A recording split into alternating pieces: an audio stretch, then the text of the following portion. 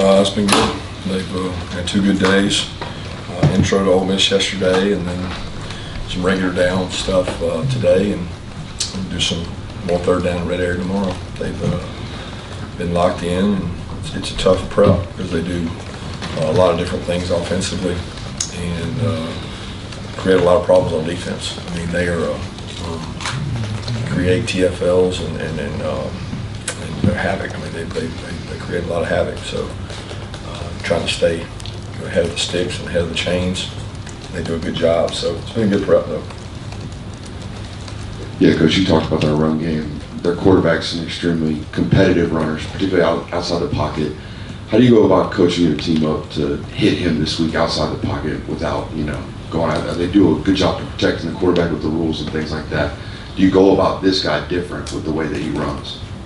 No, once he's a runner, he's no more protected than a running back. I mean, we're going to tackle him like we tackle backs. He's physical. I mean, their backs are physical. They're all hard to tackle in terms of size and stature. You get over 210, 215 pounds, and they're running, 4.4s, 4.5s. It's physical, and he lowers his shoulder and competes to play. So I have a lot of respect for the way he runs. But in terms of us tackling him, it's going to be, like we do a back. Coach, what all has Brock Bowers been able to do these 2 days, and how does he look? He's working hard. He's doing all he can in terms of trying to get himself in shape and get better. I mean, he's back running now on dry land, and we're hoping that he keeps getting better. I mean, that's kind of the MO on this injury is, every kid we've had so far has had it. Week 1, they do this. Week 2, they do this. Week 3, they do that. Week 4, I mean, he's right on schedule for the things he's been doing. Just a quick follow-up, if you don't mind. I have no idea. As far as the tightrope, surgery goes, how much does the pain tolerance play into when a player is cleared to be able to get back on the field? Yeah, I've never had it either, Anthony, so I can't answer that. I don't know. Some guys say it hurts worse than others. I mean, Lucky shared his experiences with Brock, and Jaws had 2 of them. Cash had 1. Mims has obviously had 1. So from what I hear, it's more painful in the beginning, and it's like a roller coaster ride. It has its ups and downs and moments, and you continue to push through it, and you get better as you go.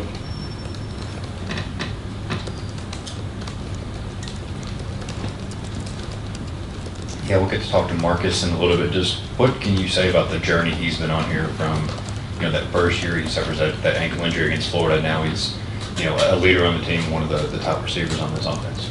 Yeah, when we recruited Marcus, we knew we were getting that kind of kid.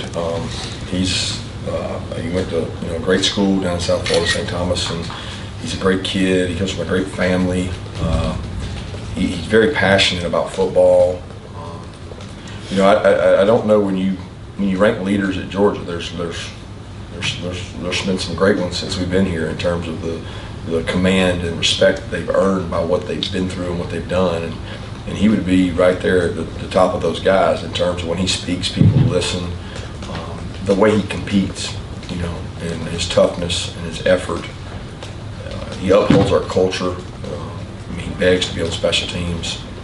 He just embodies what you want a Georgia football player to be, and I have a lot of respect for him as a competitor. Coach, getting back on this defense again, how much is what they're doing as far as schematics go similar to what Pete's doing, similar to what he did at Alabama? Well, he doesn't have the exact same players he had at Alabama, so I think he's done a good job making his scheme, and there's similarities, but you don't just do the scheme. No defensive coordinator just goes, oh, well, I'm going to cookie cutter this is what I do, this is what I believe in.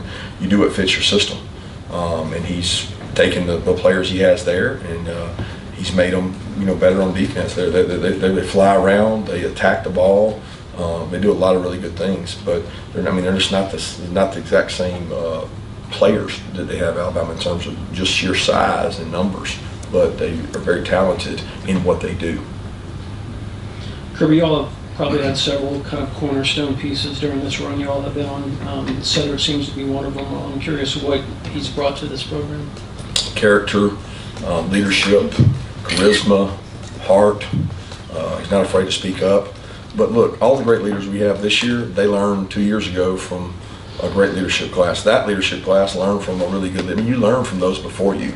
And those that laid the foundation all the way back to Nick and Sony have trickled down to everybody else. So when you have good core people, you're not going to win every game. I mean, it's just not going to happen. You're not going to do that. But if you put good people in your program and you demand excellence and you hold them to a standard and you pay attention to every little detail, eventually you get pretty good leadership out of people. And we've been bearing the fruits of a lot of work that we put into these players, really from COVID on. Yeah, obviously even before this week, C.J. Allen and Waylon Wilson had shown that they were going to be able to contribute and help you guys. Was there anything maybe early on in their time here or when you were even recruiting them that sort of let you know that these are going to be guys that are going to be able to help us get their first year here on campus? Yeah, I don't know that I can sit here and say anything set them apart to make them able to. You don't know if a guy's going to be able to play as a freshman until they get here and see how they learn and process. And they were both bright kids and they were both really talented kids. So physically they had the gifts to be able to play. But I mean, within our defense, there's a mental rep count that you got to get. And luckily they had all spring, and they got it down in the spring. Then they had all summer, and they've had all fall camp. And Raylan would be probably at least where CJ is or ahead if he had not had the injury in camp, and that set him back. But he's caught up really quick, and they're both really good athletes. Yeah, Coach, you mentioned sharing different stats, like the explosive stat with Lane and his staff. I'm curious if there's any other things that you guys have kind of shared back and forth over the years. And I know you've talked about the relationship, but is there any other uniqueness other than, there's some mingling between the staffs in the offseason? No, I mean, I have a lot of respect for Lane. I've told you that. He and I shared seats next to each other at Alabama for, 2 years, I guess it was, maybe 3. I don't ever know how long we were there together because it all runs together. But a lot of respect for him as a coach. He was a head coach at a really young age. He taught me a lot of things about what he believes in being a head coach and doing it your way. And he certainly had a unique experience in terms of the places he's been able to work as a head coach, and he draws on that. And there's times we share ideas or GPS numbers or whatever, but there's nothing outside of just a really good friendship and respect.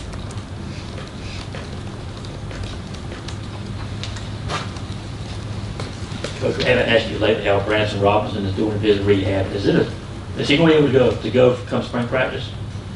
I don't know the answer to that. The closest thing we had was Ryan Davis went through this the 1 year, and it's a long, arduous process, and I can't answer that. I think he'll probably be cleared, but I don't know if he'll be able to go through like live tackling and everything. Yeah, obviously confidence remains high in Carson back. What's maybe one area where going into this final stretch of the regular season here you want to see him continue to improve and get better? His leadership continue to improve and exert his confidence and put his touch on his personality with those guys is something. I mean, he's into all the ball stuff. I mean, he could be cleaner on some things in the pocket. He can be cleaner on some protection things, but he's going to make mistakes because we put him in a position to make 3 to 4 decisions every play. So he's not going to be perfect, but I can accept that. I want him to continue to grow as a leader and commanding of the offense. Kirby, earlier this year, you joked around when you broke that record for most wins in the first 100 games by an SEC coach and said you had an easy schedule, but or easier, I think was how you said it that night, kiddingly. But is nothing easy about this league, I can promise you that. For sure. Do you think there's more parity now than there was even 7-8 years ago? And where I'm going with that is I think you and Lane were together for part of the Alabama 2016 win streak as well. Has NIL and transfer rules made it a little bit more even across the board? I think so. I don't know. I don't think we'll know the totality of NIL portal until we look back from 5 to 10 year window. You can't really have enough substance to judge that. But there seems to be more parity. I don't know. There's teams don't have as deep of rosters as we used to. Yeah, Coach, obviously every home game is important for fans to be loud, but with this offense having as much window dressing and pre-snap movement as it does, is this a unique challenge to your fan base to be even louder, and can they have an even bigger impact on this football game? Yeah, they can have a huge impact, and we need them to. I'm counting on them to have a huge impact. I mean, look, Ole Miss has played in some tough stadiums, not only this year but last year. They've gone across the SEC West and seen all the tough places to play, and it's not going to be foreign to them to play in a tough environment. But we certainly need to create it for them, and we need to create problems for them on defense and make it hard for them to play against us, along with the crowd. The crowd needs to have an impact and pull in the same direction for our players. Two more, anybody?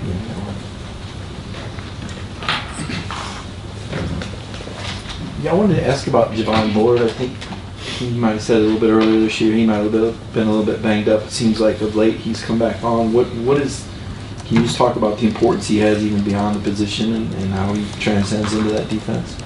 Yeah, he's a great leader. He's heart and soul. He and Kamari have such passion for the game. They compete against each other every day in practice, and they're both physically tough. They love football. They're at the edge of their seat every meeting taking notes. They love Nuggets. He's just a great kid, great leader that loves football. Kirby, how was Ernest Green done, closing into, I guess, 3 games left in the regular season? He's been out there obviously the whole time. What's his progression, I guess? He's done a really good job. I mean, he's come into a league it's hard to play left tackle in. He's played really well. I mean, he's had his snafus, he's had some mistakes, he's had some jumpy moments, but I think the fact that he's played through all that and playing with more and more confidence, we've really challenged him to get in shape to be able to play 4 quarters at full speed and give max effort, and I think he's taken that on and really working hard at it. He's very conscientious about working this stuff. Thank you.